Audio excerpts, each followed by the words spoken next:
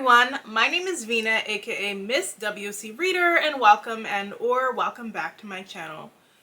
Thanks for tuning into this video. The question of the day is fantasy getting worse? And there's really no easy answer to that question because it is really a matter of opinion. Some people might say fantasy is getting better because fantasy is a lot more accessible now than it was compared to before. For so many years, it was a genre mostly dominated by white men, and it was mostly dominated by medieval type settings, and it was more high fantasy stories. As the years have passed, we've seen more contemporary settings, and we've gotten to see a wider range of voices enter the space. I would say right now, fantasy is very mainstream. And with it being very mainstream, we do see people who normally wouldn't have considered themselves a fantasy author entering the space. So many times I will hear authors talk about their debut fantasy book and they'll be like, I was a literary fiction writer before and I wrote this fantasy manuscript, or I was a romance writer, or I was a mystery writer. And I do get curious when I hear them say things like that, and then when they're asked about their favorite fantasy books, they don't really have anything to cite. While you should definitely be reading across genres and reading outside of your comfort zone to help inform your writing, when you are going to enter a space, you do need to read books from that genre to get a basic understanding of how things work. I say rules are meant to be broken, and these genres definitely weren't created with a variety of people in mind, but you have to know what the genre conventions are before you decide to go ahead and break them. When something is trendy in the publishing space, we see editors clamoring for similar types of stories. We see agents telling their authors to submit these types of stories because they know those are the ones that will sell. So we did see an influx of people entering the space who weren't really that familiar with the space before.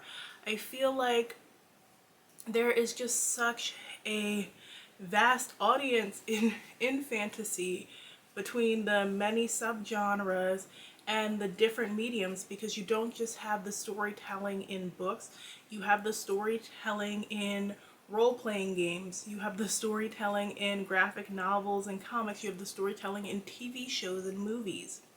So there is a lot to pull from. I would say that the fantasy stories we're seeing right now are different from the ones in the past. There aren't a lot of narratives that are that good versus evil like there was before. There was the clear-cut good side and the clear-cut evil side. Now you have a lot of people writing these morally gray characters, especially when it comes to fantasy romance. But I think the problem kind of arises when you have these morally gray characters who seem to do all the bad things, but then you have these villains in the story who also seem to do the same bad things, but this character is considered the bad guy and this character is considered the good guy of the story. It is up to the writer to explain to you why this character is morally gray and what that means. And by explain, I don't mean just say the words, show through actions. There is a lot of tell versus show now in many stories, which can sometimes make them feel incomplete. I saw somebody saying that the books are too fast-paced nowadays, and I will have to give a hard disagree. At least on the stuff that I'm reading, I don't find it necessarily to be fast-paced. I find that it is rather slow-paced, but we're not getting as many of those intimate character moments like we should. There's not a lot of distinct character voices. Everybody has similar personalities. Like the trend right now with our female main characters is to make them very feral and everybody is trying to show you that, or tell you that this is a strong character. She has her own. And we don't always see like the character who is stumbling and isn't the best at everything. Maybe the chosen one isn't so perfect with her magic. She struggles a bit. Maybe she doesn't appear to be the strongest of the group. When these publishers are latching onto one type of narrative, we tend to get very similar stories over and over. I always speak using examples from the groups that I am familiar with, so I mainly speak from a Black and Caribbean perspective. Now, in Caribbean lit, it is more of a trend to lean towards literary fiction in your writing. Like, magic and fantasy is still very taboo. It's still very considered devilish things. So it's not as prevalent in those communities to really write fantasy stories. And a lot of the fantasy stories that you will see that are Caribbean inspired are coming from the diaspora as opposed to the mainland. And there's a bit of a disconnect when it comes to the diaspora versus the mainland, because most of those people, like, they haven't spent a lot of time in the Caribbean. Most of those people didn't grow up with these stories. For one, these are not stories that are written down. These are stories that are passed orally. So people are finding the few things that are written down and shaping their own fantasy stories based off of that. But they're presenting it as if it is the Caribbean perspective instead of it's the Caribbean British perspective, or it's the Caribbean US perspective. And so then you have those readers from the actual region who are picking up these stories and they're like, this does not feel like insert this country, or this doesn't feel like my culture. There's like a disconnect there, because when you aren't in the mainland but you're writing kind of like a reimagined version of it, like, you don't know what the people's lives are actually like there. You can only relay what you've heard from other people, and many people's parents left. Some people's parents never were born there. It might have been their grandparents who had left when they were young, and things change over time. As somebody who didn't really grow up with hearing that mythology, yes, those, like, my parents weren't sitting around telling me stories like that. We were reading stories from books. Whereas back when my mom's day, they didn't have as many books available to them, so they were telling me stories orally. I like ended up finding out about many of these mythical creatures later in life through books. But like I said, there is a level of care that needs to be done when writing these stories, and I find that the people who actually did grow up in those countries and are familiar with them just are better at writing them in general. When we saw a book like Children of Blood and Bone rise into prominence due to it being released right after Black Panther and everybody being on the high for more Black SFF, we saw books that were somewhat in the same vein getting acquired after. We still see some of those books, just probably not as much now. But publishing kind of latched onto West African inspired fantasy. The problem is that it's West African inspired fantasy, again, from people who are from the diaspora. A lot of the people who got deals right away did not grow up in Yoruba culture at all. So there were things that they were putting in their book that was incorrect, specifically when they were using real life religion, which is where you have to tread lightly, because it is religion. It's just not fantasy tales that they're telling to young children to give them entertainment. This is what people actually believe. And I remember speaking to Sudi Davies Akamboa about this a couple of years ago. Like, when some authors were trying to dive into writing West African inspired fantasy because it's trendy, and maybe again they didn't grow up with those types of stories. He said, instead of looking at it as just like African fantasy, you need to be looking at it as African history and start your research from there. And a lot of people are missing that spiritual connection. They don't know these gods and goddesses because that's not what they believe, and maybe they don't speak the language, so they're getting those things incorrect, and then that makes it frustrating. And all of that is still being filtered through a very Western European lens, because again, who are the editors in publishing? Mostly white women, but also some white men. 9 times out of 10, it is not somebody from that background who is editing the book, so they don't know how to read these stories and not use their own experience to inform how things should be edited. They want a more palatable story for them to consume.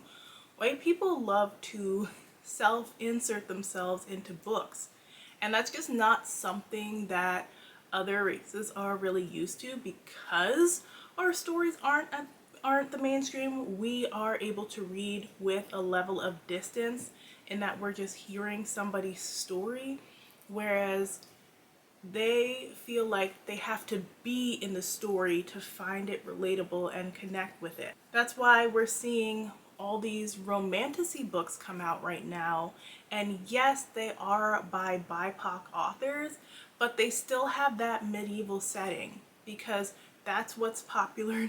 See, that's what those editors and agents connect with. They don't know how to process these stories that aren't set in the worlds that they are more familiar with, and they believe that if you write towards that audience, the white mainstream audience, they will come as long as it's familiar.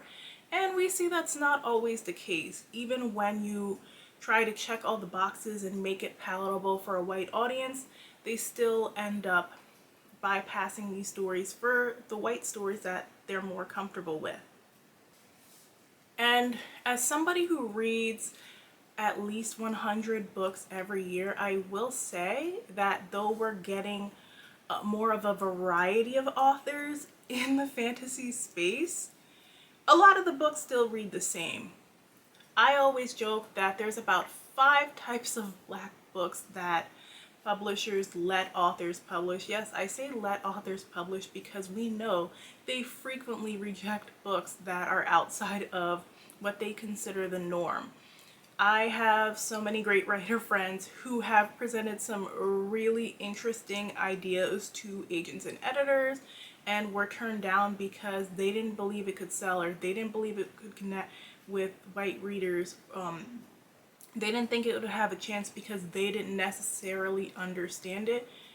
And instead, what we end up seeing acquired is the same story, different font, basically. Like, yes, to an extent, you are the only one who can write your book, and your writing is going to be different from another writer's, but at the same time, if you guys are all consuming the same types of books and then you're writing your own books inspired by said books, and you're all writing, say, your dark academia fantasy where the girl falls in love with her professor, it is going to generally read the same-ish, give or take a few differences, especially in this very trope-heavy romantasy era that we've been.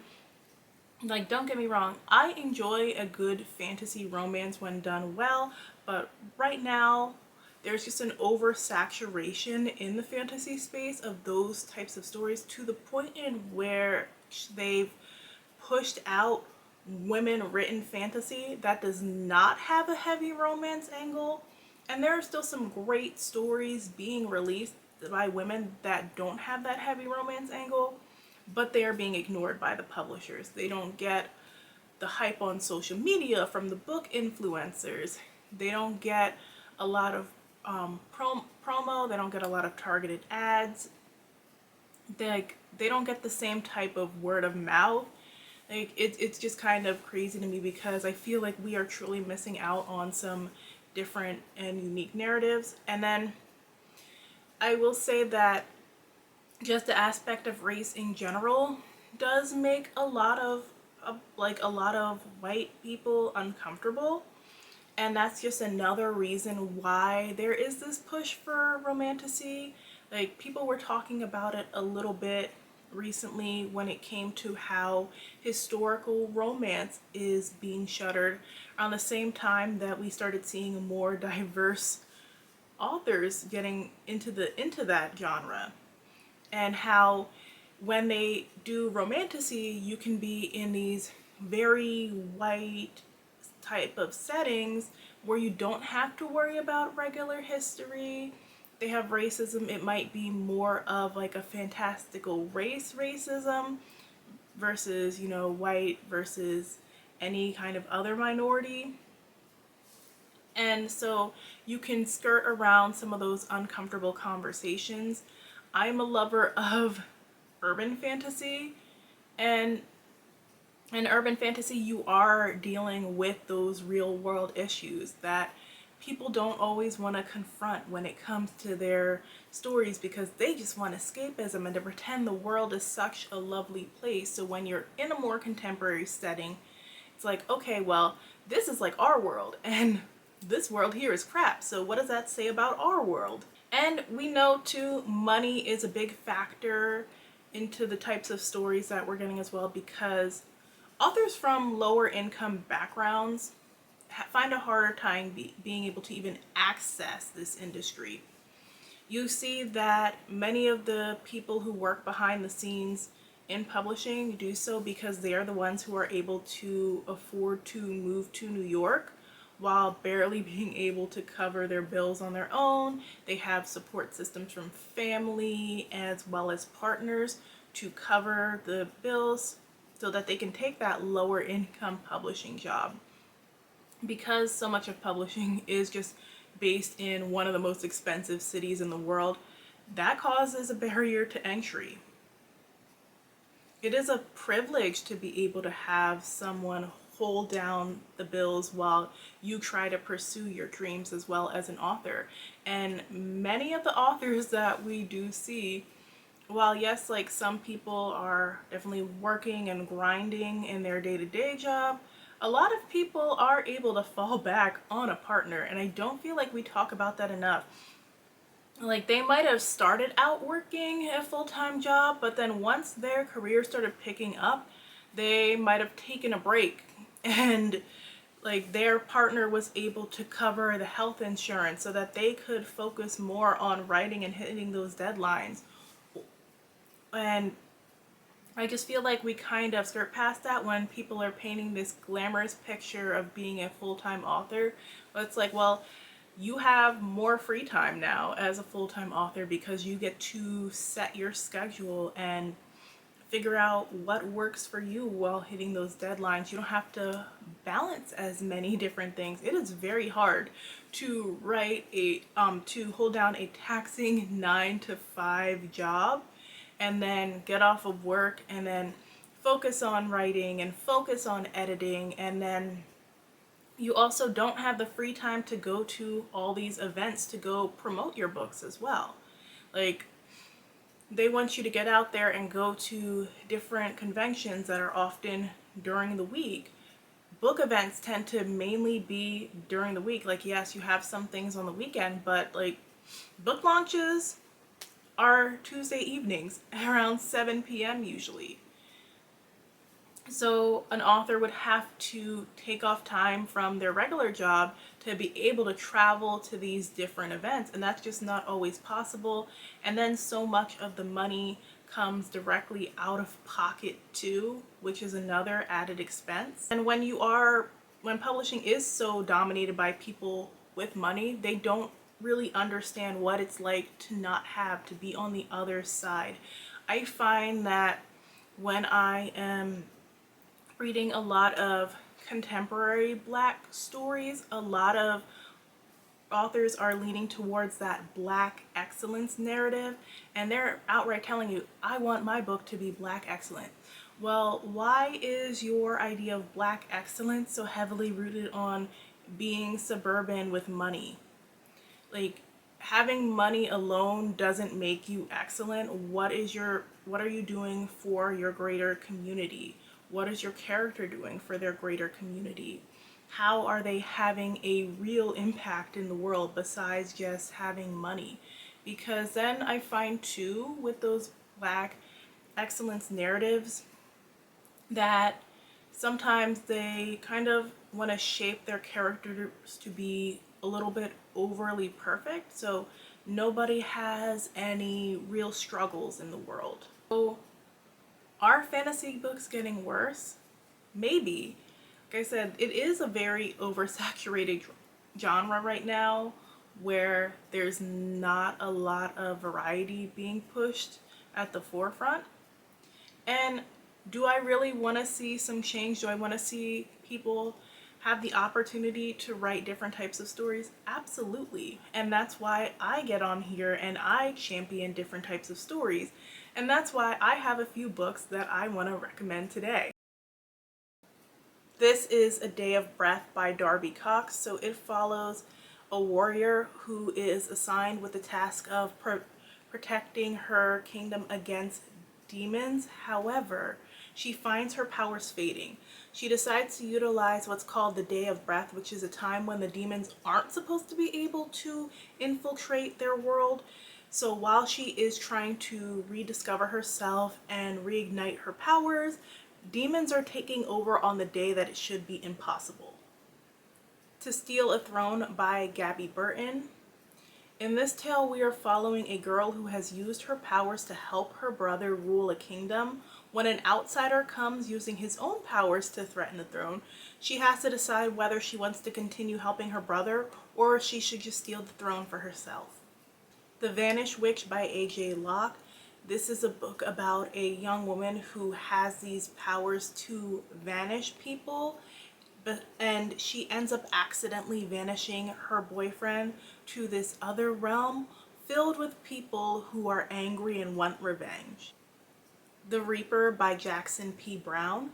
This is a book about a young woman who teams up with a Reaper to find a girl who murdered her parents. An Unlikely Coven is about an outcast witch who returns to New York City and ends up having to fight against her parents when a human is accidentally turned into a magical being. So those are just a few fantasies that you should check out if you are looking for something just a little bit different than what you're seeing everybody tell you to read on maybe Book Talk and Booktube and Bookstagram and many of the other places. We need to support these different types of stories to show publishing like, yes, we need them too. We don't just need the same old comforting narratives. If you like this video, make sure and hit that like button. Thanks so much for watching. I will see you guys in the next one. Bye.